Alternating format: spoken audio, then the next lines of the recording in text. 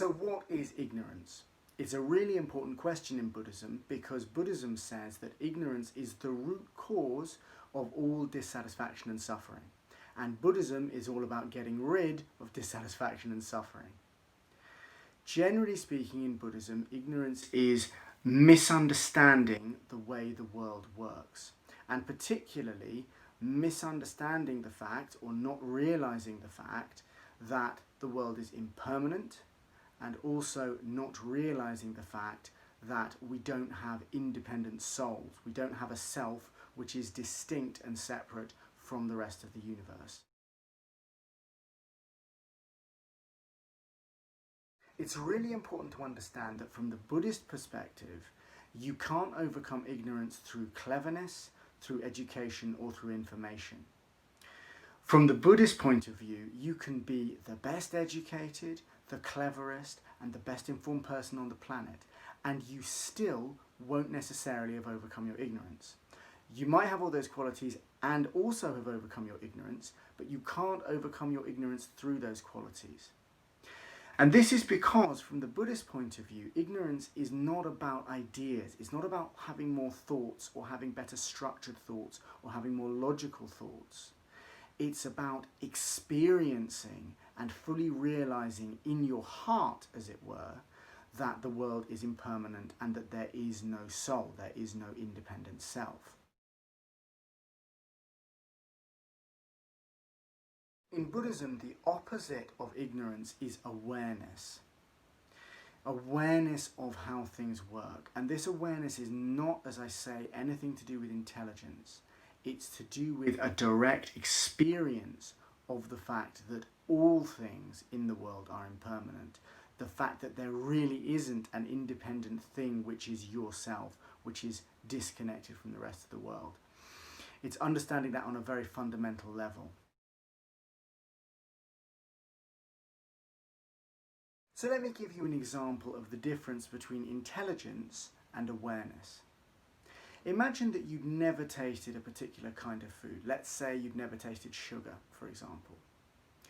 You can have all kinds of ideas about how sugar tastes. You can have heard how sugar tastes from other people, you can have it described, you can have all kinds of thoughts and ideas and views about how sugar tastes. But until you've actually tasted sugar yourself, you have no awareness, no real deep understanding of how sugar tastes. So hearing about how sugar tastes, understanding it on an intellectual level, that's intelligence. But actually tasting the sugar, experiencing the sugar, that's awareness. And if we really want to overcome ignorance, from the Buddhist point of view, we need awareness.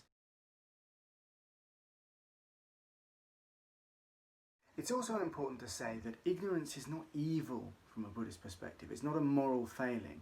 It's a state of being that causes all kinds of problems and is the root of dissatisfaction and suffering, but it's not as though we should be going around to people and saying, you're ignorant, therefore you're a bad person. It's just not that kind of mind state. People who are ignorant might be less reliable, and they might do evil or bad things because of their ignorance, but that doesn't mean that ignorance itself is a moral failing. Ignorance is a misunderstanding, and that misunderstanding is something that, from a Buddhist point of view, we can overcome. So how do we actually overcome ignorance? How do we cultivate awareness and eliminate ignorance? And the simple answer is through meditation practice. Meditation practice in various different ways is designed to overcome ignorance. For example, if you do a very simple calm abiding meditation, meditation on the breath, following the breath, being aware of the breath, you're bringing yourself into the present moment. You're becoming aware of what's happening with your breathing. You're becoming aware of what's happening at the moment. And in that sense, you've eliminated the ignorance that you had before you were aware of what's happening in the present moment. That's just one example. There are plenty of other kinds and levels of awareness, and of course we are, as Buddhists, trying to bring as much awareness into our lives as possible. How does ignorance lead to dissatisfaction and suffering? Essentially, if you have ignorance, there is space, there is the possibility of clinging. And clinging is suffering, and it leads to various other things that are also suffering. How does this work? Well, if you have ignorance, if you do not understand that the world and everything in it is impermanent, then it makes sense to cling to things. It makes sense to say, I really, really like this.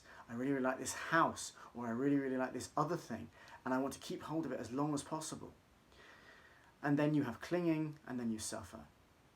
On the other hand, if you have awareness, if you have a real understanding that the world and everything in it is impermanent, then you just think to yourself, this house is impermanent. I can't rely on it. It might disintegrate. It might change. I might lose it at any time.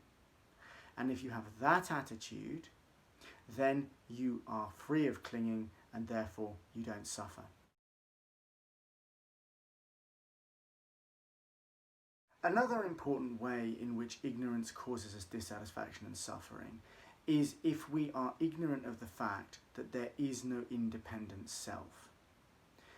If we believe that there's an independent self, we can become very, very lonely, because we can feel that it's sort of us against the world. You know, it's us, lonely little me, and there's everything else. And also we can get very, very protective of ourselves. You know, I need this, I need that, I deserve this, I deserve that. From a Buddhist point of view, that attitude, the idea, the belief that there's an independent self, is ignorance. And if we overcome the idea that there is an independent self, then we have awareness of the truth. We have awareness of how things really are, and we don't need to be so protective. We don't need to feel lonely. So those are my thoughts on ignorance. I hope they're useful. If you like the video, please hit the like and subscribe buttons and share on social media, and I hope to see you next time.